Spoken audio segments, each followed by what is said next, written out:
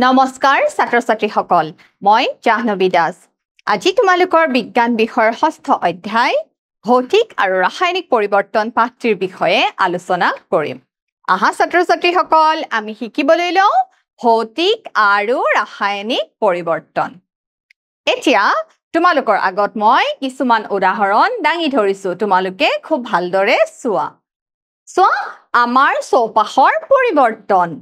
গাখীৰৰ পৰা দৈ গলি থকা আইসক্ৰীম ৰবৰ বেণ্ড এটা টানিব পৰা শাক-পাচলি কাটি থকা এই গোটেই পৰিঘটনাসমূহ আমাৰ আগত সংঘটিত হৈ থাকে হয়নে নহয় আমি গাখীৰৰ পৰা দৈ বনাও হয়নে ছাত্ৰ-ছাত্ৰীসকল কিন্তু তোমালোকে এটা চিন্তা কৰাচোন দৈৰ পৰা আমি গাখীৰ বনাব পাৰিমনে তোমালোকে পাৰিবানে গাখীৰৰ পৰাটো দৈ হৈ যায় কিন্তু দৈৰ পৰা আকৌ আমি গাখীৰ পাম জানো তোমালোকৰ কোনোবাই বনাই দেখুৱাব পাৰিবা জানো আকৌ আমাৰ হাতত কাগজ এখন আছে ধৰা কাগজখন আমি কি কৰিলো ফালি পেলালো তেতিয়া কাগজখনৰ কিবা এটা কি হৈ যায় পৰিৱৰ্তন হৈ যায় আকৌ আইসক্ৰীম আমি কি কৰিলো ফ্ৰিজৰ পৰা উলিয়াই আনিলো তেতিয়া কিছু সময়ৰ পিছত আইসক্ৰীমখিনি কি হৈ যায় গলিবলৈ আৰম্ভ কৰে হয়নে ছাত্ৰ-ছাত্ৰীসকল আকৌ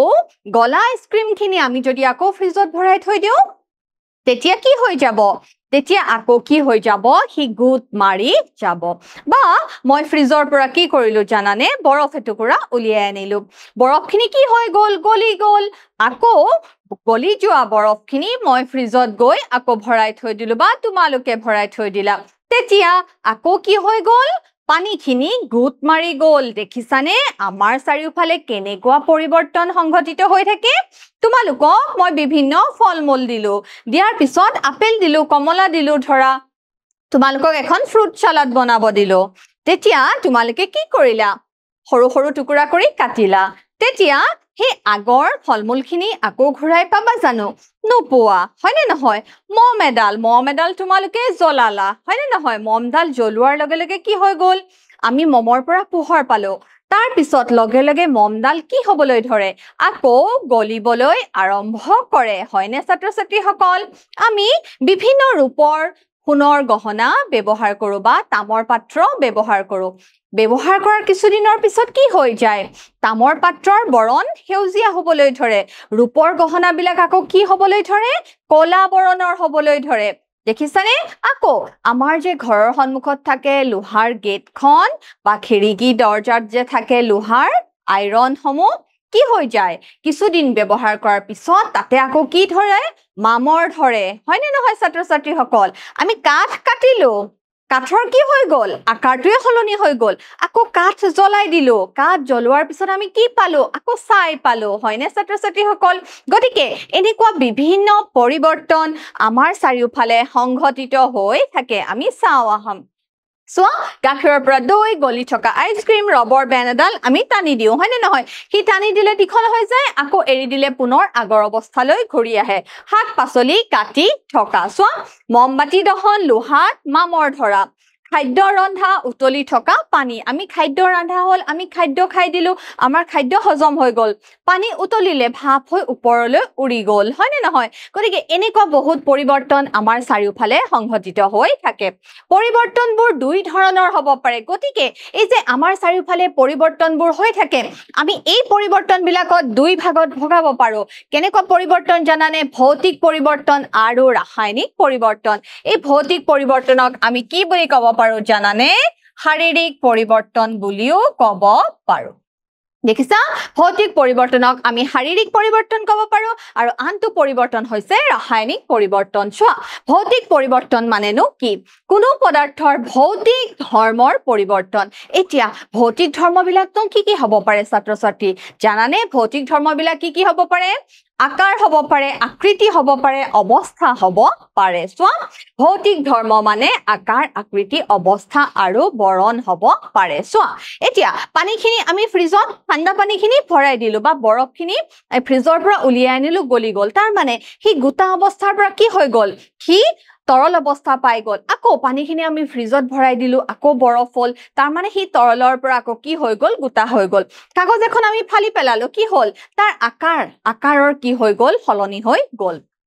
কাগজৰ টুকুৰা আমি কাগজ এখন যেতিয়া ফালি পেলাও তাৰ কি হয় আকাৰৰ পৰিৱৰ্তন হয় দেখিছা পানী 0 ডিগ্ৰী সেলসিয়াস বৰফলৈ গুট মাৰে পানীৰ জুলীয়া অৱস্থা 0 ডিগ্ৰী সেলসিয়াস আৰু 100 ডিগ্ৰী সেলসিয়াসৰ মাজত পানী ভাপলৈ হলনি হয় ছাত্ৰ-ছাত্ৰী সকল 100 ডিগ্ৰী সেলসিয়াস পানী 100 ডিগ্ৰী সেলসিয়াস উষ্ণতা পোৱাৰ লগে লগে পানী ভাপ হ'বলৈ ধৰে মানে কি অৱস্থালৈ যাবলৈ ধৰে গেছীয় অৱস্থালৈ যাবলৈ ধৰে গতিকে ছাত্ৰ-ছাত্ৰী সকল তোমালোকে মনত ৰাখিবা ভৌতিক পৰিৱৰ্তনত আকাৰ আকৃতি আৰু অৱস্থাৰ পৰিৱৰ্তন হয় ৰঙৰ পৰিৱৰ্তন লোহাৰ ৰড এডাল গৰম কৰা দেখিছানে লোহাৰ ৰড এডাল গৰম কৰাৰ লগে লগে কি পৰিৱৰ্তন হ'ব ধৰে ৰঙৰ পৰিৱৰ্তন হ'ব ধৰে দেখিছা শাৰীৰিক পৰিৱৰ্তনৰ বিভিন্ন উদাহৰণ গলি থকা বৰফ উতলি থকা পানী কাঁচ ভঙা দেখিছা গিলাস বা কাঁচ গিলাস ভাঙি গ'ল তেতিয়া তাৰ কি হৈ গ'ল আকাৰৰ পৰিৱৰ্তন হৈ গ'ল কাঠ কটা দেখিছা মানুহ এজনে বা খৰিকটীয়া এজনে কাঠ কাটিছে কাঠৰ কি হৈ গ'ল আকৃতি বা আকাৰৰ পৰিৱৰ্তন হৈ গ'ল সো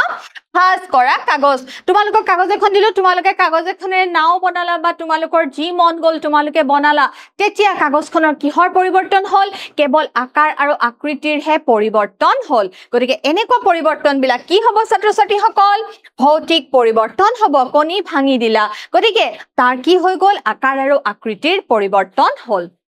কোনো নতুন পদাৰ্থৰ সৃষ্টি নহয় দেখিছানে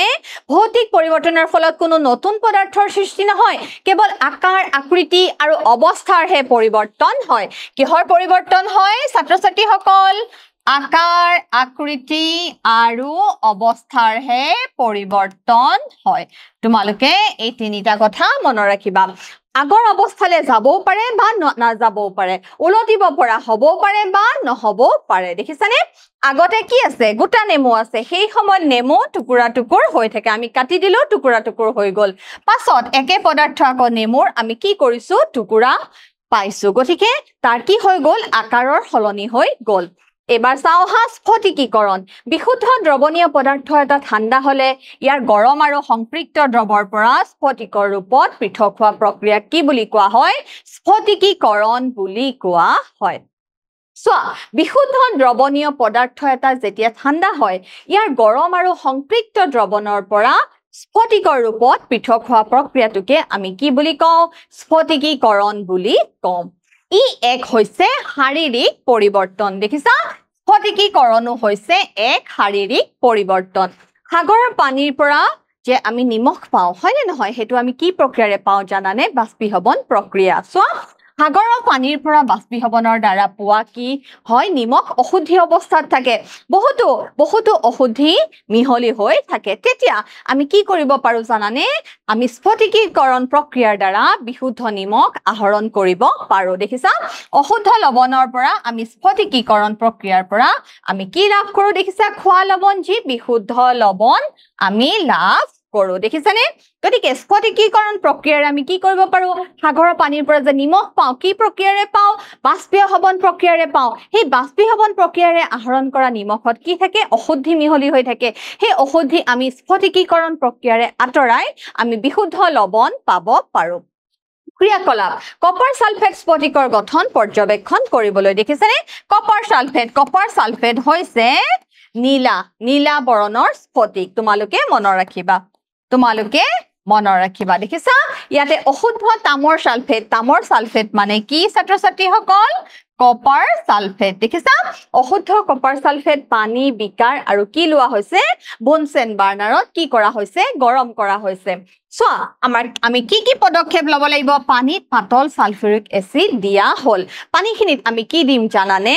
পাতল সালফিউৰিক এসিড দিম তোমালোকে মনত ৰাখিবা দেখিছা পানীখিনিত আমি কি দিম ছাত্ৰ-ছাত্ৰী সকল পানীখিনিত আমি পাতল সালফিউৰিক এসিড যোগ কৰিম দেখিছানে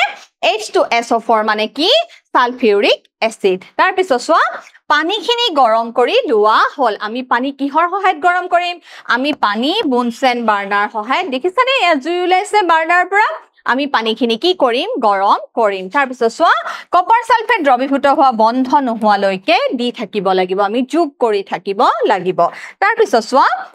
দ্ৰৱটো ফিল্টাৰ কৰি তাক লৰচৰ নকৰাকৈ বিঘ্নিত নকৰাকৈ আমি কি কৰি দিব লাগিব ঠাণ্ডা হ'বলৈ আমি কি কৰিব লাগিব থৈ দিব লাগিব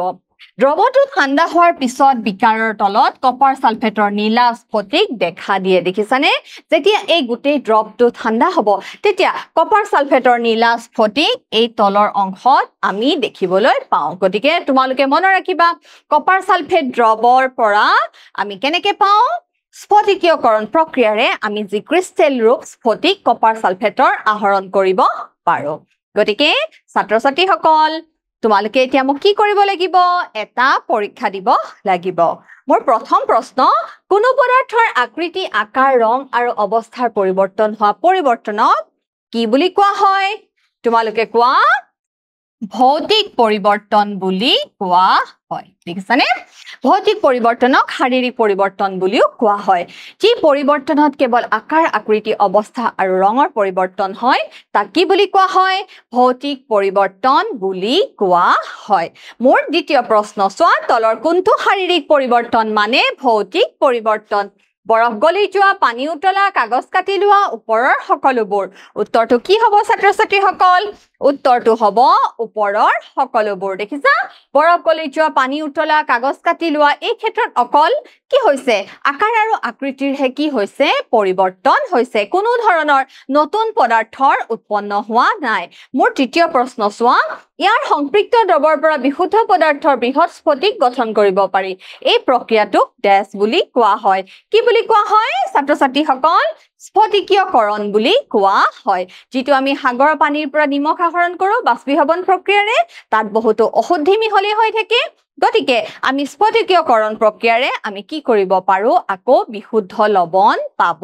পাৰো গতিকে তোমালোকে মনত ৰাখিবা ছাত্ৰ-ছাত্ৰীসকল পৰিৱৰ্তন দুই ধৰণেৰে হয় শাৰীৰিক পৰিৱৰ্তন বা ভৌতিক পৰিৱৰ্তন আৰু ৰাসায়নিক পৰিৱৰ্তন ভৌতিক পৰিৱৰ্তনৰ ফলত কোনো ধৰণৰ নতুন পদাৰ্থৰ উৎপন্ন নহয় কিন্তু ৰাসায়নিক পৰিৱৰ্তনৰ ফলত কি হয় নতুন পদাৰ্থৰ উৎপন্ন হয় এই বিষয়ে আমি পিছৰ ক্লাছসমূহত আকৌ শিকিম গতিকে ছাত্ৰ-ছাত্ৰীসকল ঘৰত ভালদৰে পঢ়া শুনা কৰিবা আশা কৰো তোমালোকে পৰীক্ষাত সকলোৱে ভাল ৰিজাল্ট দেখুৱাবলৈ সক্ষম হবা ধন্যবাদ